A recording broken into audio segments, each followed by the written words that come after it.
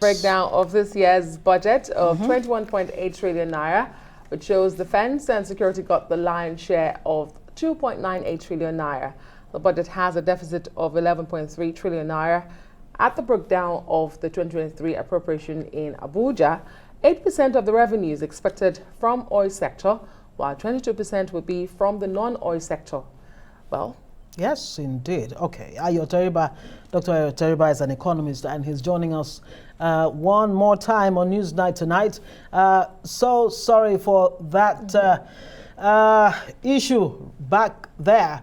Thankfully, we're able to have this conversation now. Well, you were trying to respond to the question asked earlier, about the breakdown, and you were like, look, the numbers really are not the issue. So what exactly are the issues for you with this budget? Because many are saying, can it be really implemented? How realistic are these projections, or what you call assumptions? Right. Okay, I was saying that budget realism is a question of, okay, we are planning to spend over 21 trillion in 2023. Realism is how much of that 21 trillion can we fund for 2022, and the realism is a question of what have we achieved in 2022. In 2022, we raised a revenue of 6.5 trillion by the end of November. So you are looking at 7 trillion for the full year. Now we are projecting 10.5 trillion for 2023. So where is the 3.5 trillion going to come from? For deficit, we would also, if you allow for December, we would have raised the deficit of about 7 trillion. So we spent roughly 14 trillion in 2022. Our capacity to raise revenue or deficit is not too different from what we have recently documented in 2020. So we may not be able to, fund a 21 trillion budget. We may only be able to fund another 14 trillion, 15 trillion budget. That's realistic. And unfortunately, of the 14 trillion that we spent in 2022, 6 trillion of it was debt service. So effective spending, non-debt spending by the government, recurrent capital was 8 trillion last year. And we shouldn't be expecting anything more than that in 2023. So realistically, non-debt budget of 10 trillion. And we will be paying no less than what we paid last year in debt service. So very broadly, these are issues of concern. It would have been different if the government is not limiting itself to revenue and debt. Because when you have a huge deficit to finance, you have more than 11 trillion in deficit. You shouldn't limit yourself to debt. You should seriously consider equity. There's no serious country in the world today that is limiting its option to debt. They are issuing more equity than debt. And Nigeria is in a very good position. So the good news for the incoming administration is that there's still one magic bullet that the Buhari administration did not press in 8 years. And new administration can come into office by June and begin to issue equity. And we expect an easier life. So on the whole, the budget is fundable, can be made realistic if we allow issuance of equity. But Buhari regime is not putting that on the table. Well, it sounds like a big if, and you're correct. I mean, the aggregate budget proposal increased compared to the previous year. But when you look at inflation of over 20%, it looks like that has dropped off, the increment we are supposed to be seeing in this year's budget compared to last year. But what does this mean in real terms, Ayo Teriba? When you break it down, what is going to suffer when we have such a budget? Okay, now, we've taken revenue capacity as being fairly limited. Unfortunately, by the time you adjust for inflation or exchange rate, having the same revenue year in, year out means that the real value of your revenue is declining. So government is raising reduced revenue over time. That's not news. That's been an established trend in the last 5-6 years. But the real problem is that government is proposing to issue too much new debt. You can't, you want to issue 10.5 trillion in new debt. And a proposal is still before the National Assembly to securitize more than 20 trillion in ways and means advances. Now, the debt market does not have the capacity to absorb that kind of debt. Already we're having difficulty issuing debt abroad. Last year, we wanted to issue 2.5 trillion in external debt. We only issued 0.5 trillion. So the bulk of our 7 trillion debts issued last year were domestic. External was just 5 out. And it's going to be more difficult to issue any external debt in 2023 because our credit risk has been downgraded. Can the domestic market take 10 trillion additional debt, much less 30 trillion?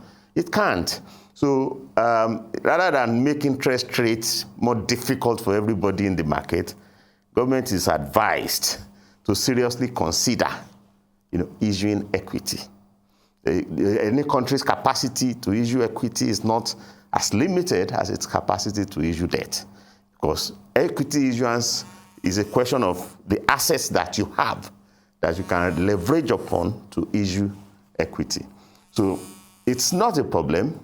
It's just that it leads to two different scenarios. If you want to go the way that the Buhari administration is proposing we continue on, which is the path they have been for 8 years, either revenue or debt, you are going to create additional difficulties. Interest rate now, 16% or more, is going to be worse. And if you choose the option of considering the issuance of equity, and there's no reason why Nigeria cannot do it, India, Brazil, Saudi Arabia, Egypt are issuing equity on a massive scale. Nobody ever regrets issuing equity, but countries regret over-reliance on debt. So it's open. I mean, the regime has another 5 months in office. So the incoming regime can change this, move on to the more realistic scenario starting from June. So it's nothing to panic about. Okay, rather optimistic.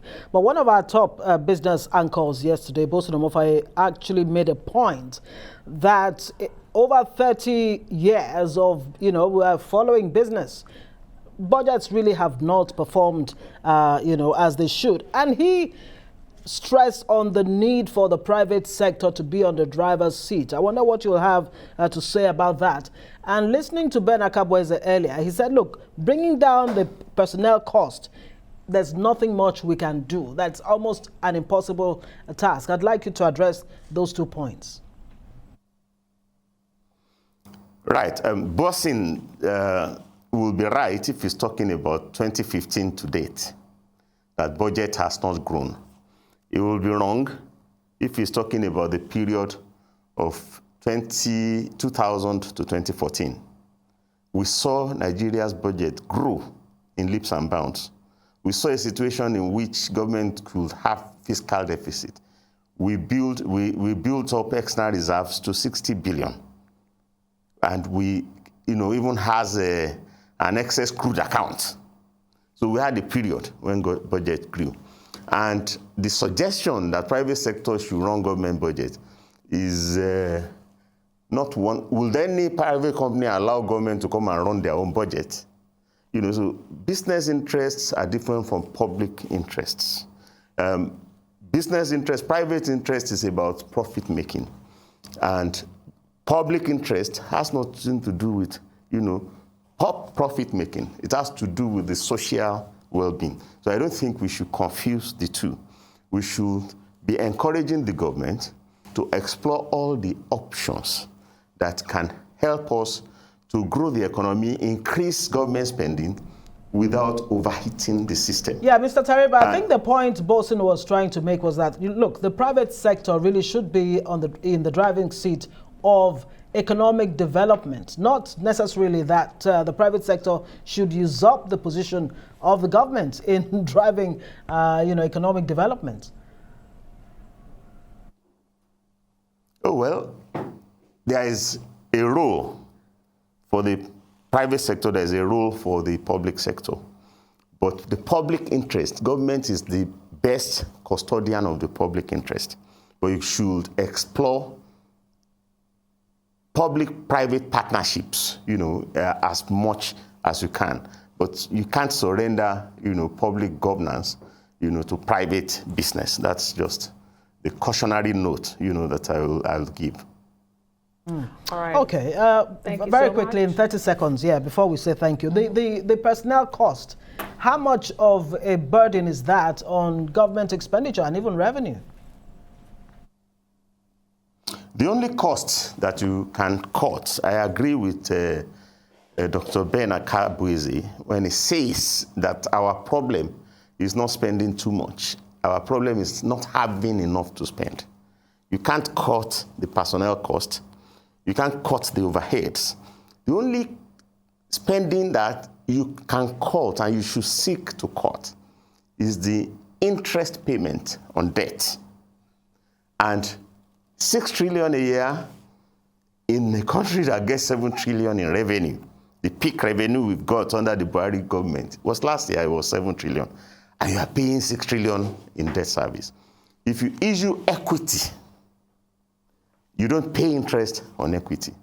You don't repay equity. So that's why it's worrying that in 8 years, the government preferred to issue debt and pay interest on debt. So you can take that 6 trillion, you can set a program for phasing out of interest-paying debt, to replace it with equity or convertible debt, that are securitized debt. That's the much I can say. So you can knock 6 trillion off your expense if you explore equity instead of debt.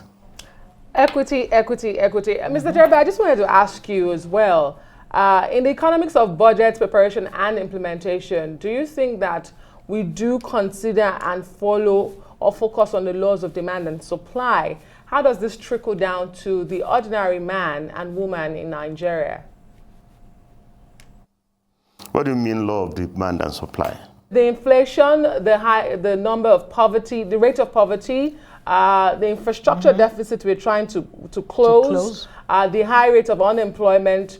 Does the budget respond to these economic polls? Yes, our capacity of the budget to respond, to the demands of economic development is limited by the capacity of the government to fund it. It's easy to list sectors and say, I spend $1 trillion on this, I spend $2 trillion on this. How much revenue can you raise? Last year, we spent only 20% of the capital budget that we have made. This year, we are saying we are going to spend 6 trillion on capital headings. Last year, we couldn't find 2 trillion to spend on capital headings. So it's difficult to believe how you are going to spend 6 trillion in 2023. So government should first be strong on raising revenue. And when you are talking of infrastructure financing, borrowing to fund infrastructure is not a sustainable way. You can't borrow for 30 years, paying 8% interest rates on $1 debt to fund infrastructure. There's no infrastructure that's going to yield 8% with which you can repay the debt. But you can raise foreign direct investment to fund infrastructure like you have done in telecoms, like you have done in LNG. And that's equity. FDI is equity. And when you do infrastructure, it expands the capacity to supply, which ultimately reduces inflation. Thank you very much. Apparently, equity is a good word. Equity is a good word. We'll have to leave it there. It creates growth. Dr. Teriba, thank you so much for bringing it, breaking it down and simplifying it for us. Thank you so much.